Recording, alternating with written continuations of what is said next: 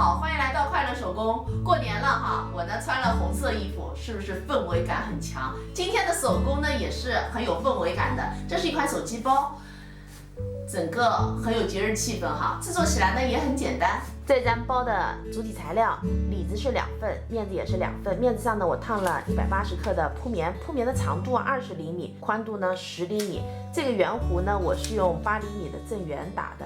然后我们面子上是放1厘米的缝缝哈，然后呢，我们准备一根28厘米长的拉链，拉链的一端呢给折叠一下哈，我把拉链给分开了，我们把拉链啊搁在2条边上，就是有圆弧的这儿，那咱们的齿呢是冲里的，然后盖上咱们的面子材料，我们啊这样子车一圈，这儿呢留1厘米先不车上，那另半根拉链呢和另一份材料组合在一起。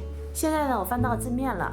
接下来呢，我们把这2个毛边哈里子的部分呢剪掉1厘米，剪好以后呢，我们把面子向里折进一个缝缝哈，熨烫一下。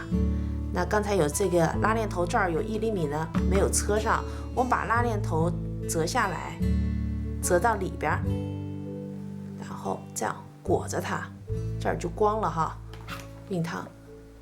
这条边呢也一样哈，把它烫进来。我们另一份材料呢，也是这样子把它做好哈。烫好以后呢，我们把拉链头给装上哈。今天呢，我做一个简单的手机夹层，我剪了一块布哈，这个布是根据我手机的大小来的。我们把折2次搁上去，那这儿呢是毛边啊，这儿我需要再装一根拎带哈，用起来方便一些，也是搁在这儿。好，我们把刚才这个盖下来。车住这2条边，那车的时候呢，咱们是车一个双线哈，就是根据烫痕把它给做光。现在线呢车好了，给大家看一下哈，咱们这2条边车的是双线，然后双线中间隔的正好是毛边，这样子车好以后呢，咱们的里边也是非常干净的哈。这个夹层呢，隔手机啊特别的合适，是不是？